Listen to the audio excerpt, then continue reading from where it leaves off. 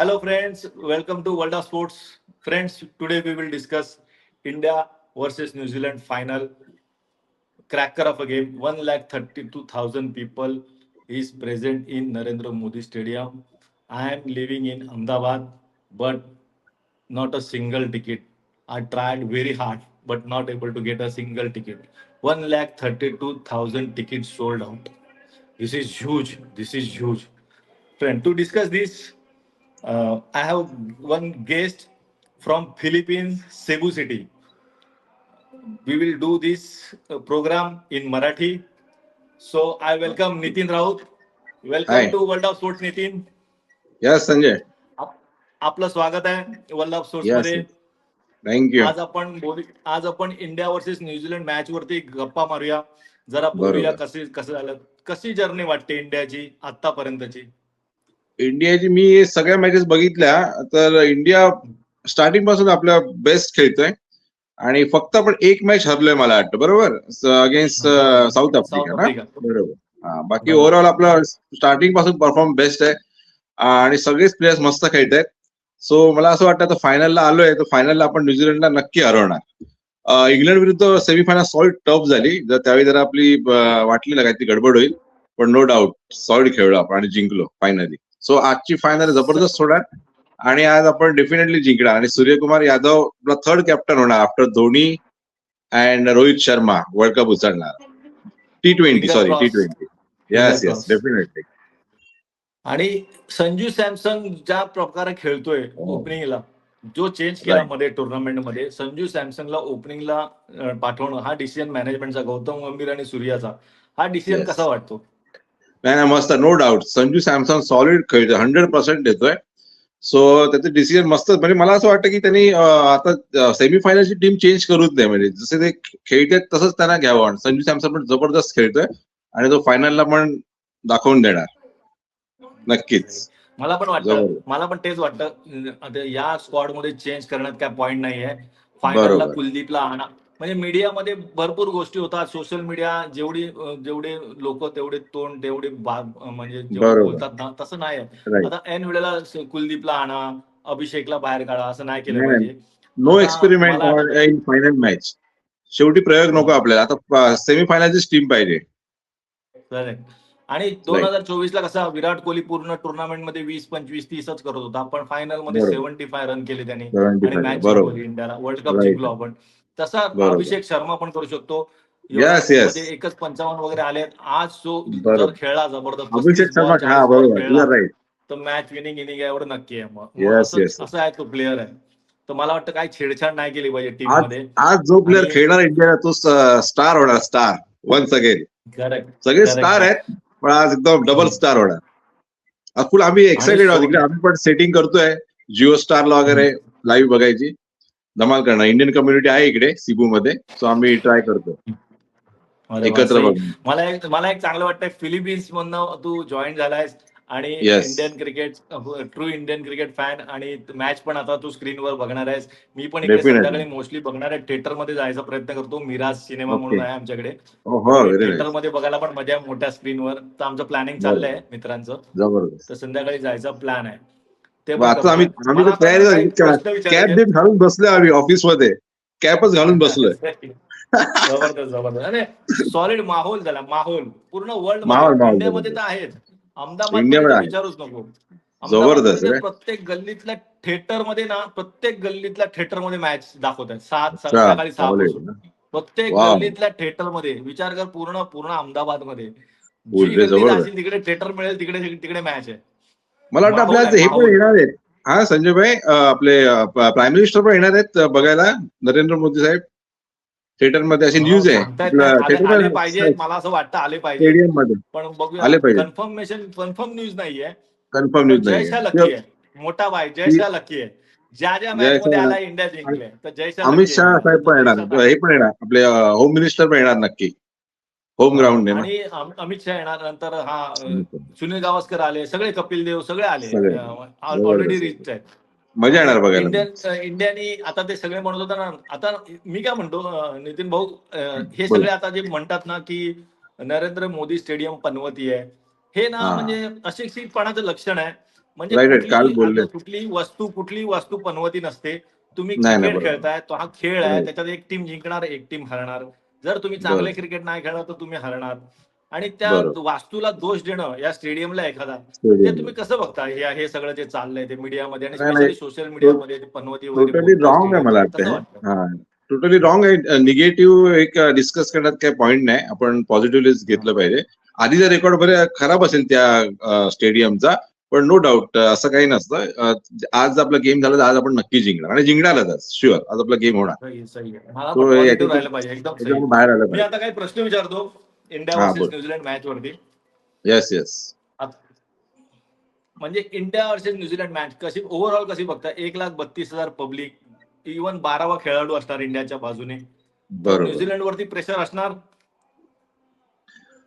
No doubt New Zealand team ही अशी आहे, म्हणजे आतापर्यंत रेकॉर्ड बघितला तर सेमीफायनल पर्यंत येतात ते, म्हणजे स्टार्टिंग पासून व्यवस्थित खेळत आणि सेमीफायनल आणि फायनलला हरतात, असा त्यांचा ट्रॅक रेकॉर्ड आहे, लाईक साऊथ आफ्रिका सारखा. आणि इंडियाचं वगैरे आता यावेळेस मस्तच खेळ इंडिया स्टार्टिंग पासून खेळले ते व्यवस्थित. पण इंडियाचा record, India even Pakistan also, या टीमचा रेकॉर्ड असा आहे की रडत पडत येतात सेमीफायनल फायनल पर्यंत आणि कप घेऊन जातात. सो आपण आज न हरता आलोय. सो मला वाटतं आपण फायनल मारणार आणि न्यूझीलंडचं बॅड लक असेल की आपल्या अगेन्स्ट आहे, त्यामुळे ती हरेल असंच वाटतंय मला ऍज अ इंडियन फॅन. इंडियाची बॅटिंग मध्ये काय स्ट्रेंथ वाटते आणि न्यूझीलंडच्या बॅटिंग मध्ये काय स्ट्रेंथ वाटते? इंडियाचे बॅटिंग स्ट्रेंथ म्हणजे इंडियाचे सगळेच फक्त अभिषेक शर्मा आणि सूर्यकुमार यादव जरा फॉर्म मध्ये नाहीयेत. अदरवाईज बाकी सगळे आपले खेळत आहेत प्लेयर्स, बरोबर ना. त्यामुळे आज मला वाटतं अभिषेक शर्मा आणि सूर्यकुमार यादव पण आज दाखवून देतील जर त्यांना चान्स मिळाला तर, असं वाटतंय. आणि न्यूझीलंडचं मला एवढं नॉलेज नाहीये, पण न्यूझीलंडची टीम पण तशी चांगली आहे, नो डाऊट. फायनलला आले म्हणजे ती पण सॉलिड टीम आहे. सायफर्ट आणि एलन, ते दोन ओपनर हे इम्पॉर्टंट आहेत. ते चांगले हा खेळतात बरोबर. दोघं जण. राईट. आणि रचिन रवींद्र आणि फिलिप्स पण चांगले खेळतात. हे 4 प्लेअर इम्पॉर्टंट आहेत. चार प्लेयर्स यांची विकेट ऑलराऊंडर लवकर आहे. घेणं, टॉप ऑर्डरचे लवकर आउट करणं हे खूप इम्पॉर्टंट राहील. बरोबर, युअर राईट. सो मला असं वाटतं न्यूझीलंड आहे ना, त्यांच्या 1-2 विकेट गेल्यानंतर त्यांची वाट लागेल असं वाटतंय, म्हणजे बरोबर क्रिकेट आपल्या बॅटिंग मध्ये. न्यूझीलंड आयसीसी टुर्नामेंट मध्ये ना डेंजरस आहे. नेहमी चांगली खेळते ती टीम.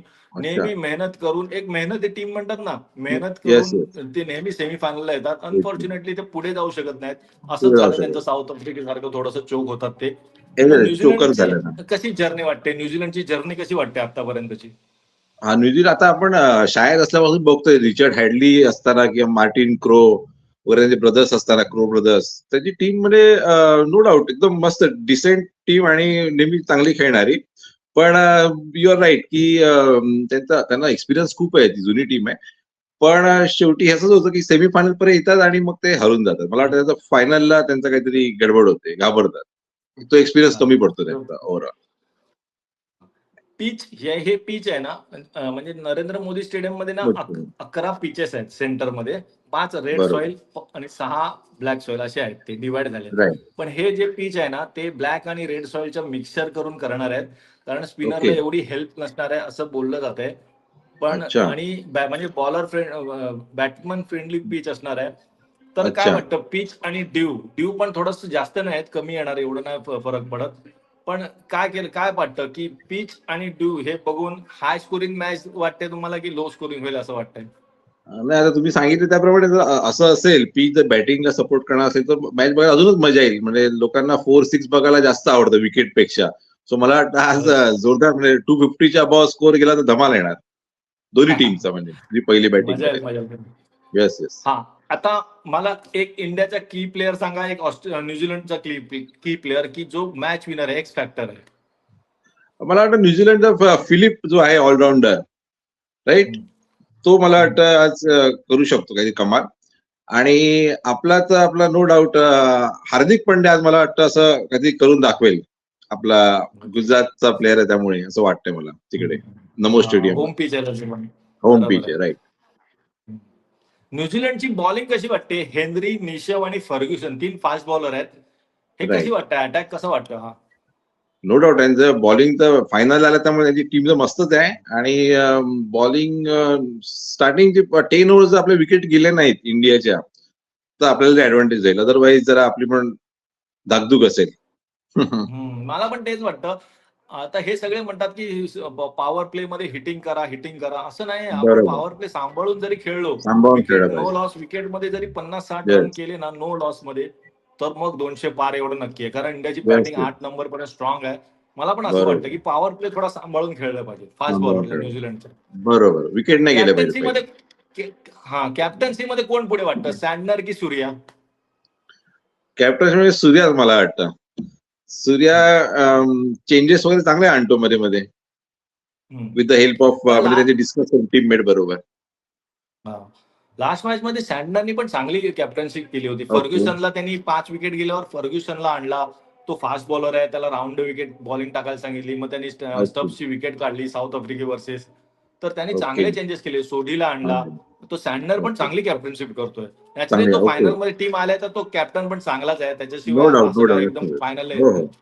दोन्ही टीम बेस्ट आहेत म्हणून फायनल आल्या. त्यामुळे नो डाऊट त्यांच्या कॅप्टनला मानावंच लागेल. हा, आता लास्ट ओव्हर जर फिनिश झाली, लास्ट ओव्हर थ्रिलर, तर कुठली स्ट्रीम मेंटली स्ट्रॉंग वाटते? कारण न्यूझीलंडचा जर इतिहास बघितला तर ते सेमीफायनलच्या पुढे जात नाहीयेत. आणि जात जर नाहीये. लास्ट ओव्हर थ्रिलर झाला तर स्ट्रॉंग कोणती टीम वाटते? No doubt India. जय हो इंडिया. चक दे इंडिया. सही आहे.